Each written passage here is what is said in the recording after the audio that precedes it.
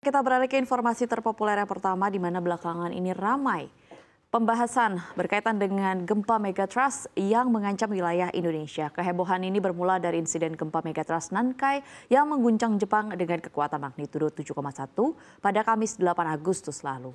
Insiden ini memicu kekhawatiran serupa di Indonesia di mana Kepala Pusat Gempa Bumi dan Tsunami BMKG Daryono sempat mengatakan kekhawatiran ilmuwan Jepang terhadap megatrust Nankai sama persis dengan yang dirasakan ilmuwan Indonesia. Khususnya yang perlu diwaspadai di Indonesia adalah seismic gap megatrust Selat Sunda dan megatrust Mentawai Suberut. Dalam keterangan resmi beberapa saat lalu, Daryono menjelaskan rilis gempa di kedua segmen megatrust ini boleh dikatakan tinggal menunggu waktu karena kedua wilayah tersebut sudah ratusan tahun belum terjadi gempa besar. Namun Daryono mengklarifikasi soal penggunaan kalimat tinggal menunggu waktu dalam unggahan di akun X personalnya. Daryono menegaskan peringatan itu bukan berarti gempa megatrust akan segera menimpa Indonesia. Daryono pun mengklarifikasi bahwa BMKG pun tidak tahu kapan akan terjadi. Kami katakan menunggu waktu karena segmen-segmen sumber gempa di sekitarnya sudah rilis atau tinggal segmen tersebut yang belum lepas.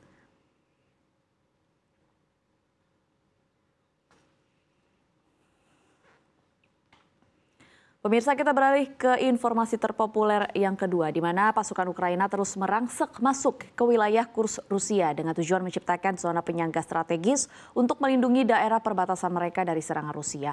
Langkah ini dilakukan setelah keberhasilan serangan mendadak Ukraina ke wilayah Rusia atau invasi pekan lalu yang mengejutkan Moskow. Presiden Ukraina Volodymyr Zelensky mengatakan bahwa ia bertemu dengan pejabat tinggi untuk membahas situasi kemanusiaan dan mendirikan kantor komandan militer jika diperlukan di wilayah pendudukan yang menurut Kiev melebihi 1.000 km persegi. Dilansir dari Reuters, Kamis 15 Agustus dalam pidato malamnya Zelensky merujuk pada meningkatnya jumlah tawanan perang Rusia yang ditangkap di Kursk yang dapat ditukar dengan pejuang Ukraina. Menteri Dalam Negeri Ihor Klimenko mengatakan pembentukan zona penyangga yang dirancang untuk melindungi masyarakat perbatasan kita dari serangan musuh setiap hari. Rusia telah menggempur Ukraina dengan serangan yang diluncurkan dari wilayah perbatasan yang berdekatan termasuk Kursk. Ukraina mengeluh bahwa pertahanannya terhadap serangan semacam itu telah terhambat oleh kebutuhan untuk menghormati kekhawatiran negara-negara barat tentang penggunaan senjata mereka terhadap wilayah pedalaman Rusia daripada terhadap pasukannya di Ukraina yang diduduki. Zelensky sekali lagi mendesak sekutu barat untuk mengizinkan serangan rudal jarak jauh ke Rusia.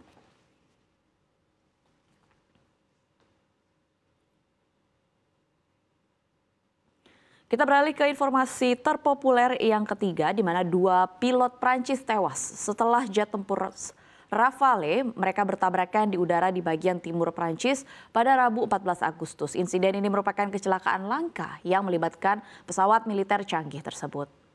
Salah satu pilot berhasil menyelamatkan diri dengan menggunakan kursi pelontar setelah tabrakan yang terjadi di wilayah timur laut Prancis. Namun upaya pencarian putus asa dilakukan untuk menemukan instruktur dan seorang pilot siswa yang hilang dari kedua pesawat tersebut.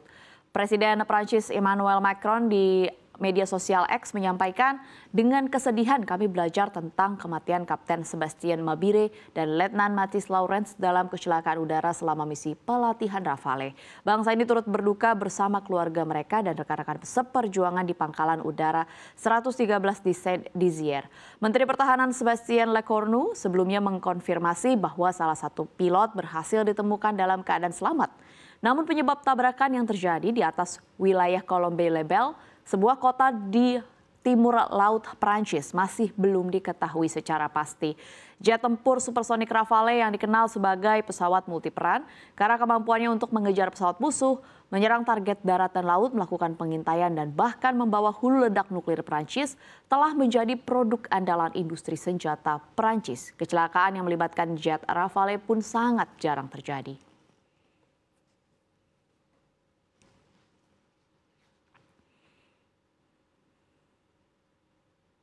Pemirsa, kita beralih ke informasi terpopuler yang terakhir, di mana Iran dilanda serangan cyber yang masif pada Rabu 14 Agustus. Ini terjadi saat negara Paramullah ini bersitegang dengan Israel terkait dengan serangan Tel Aviv terhadap milisi Gaza Palestina Hamas.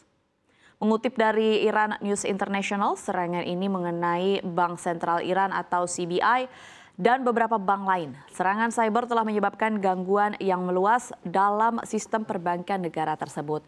Dalam serangan ini, data-data nasabah disebutkan juga telah ikut dicuri oleh peretas cyber. Bahkan ada sejumlah selebaran di ATM yang menyudutkan rezim Teheran setelah serangan ini.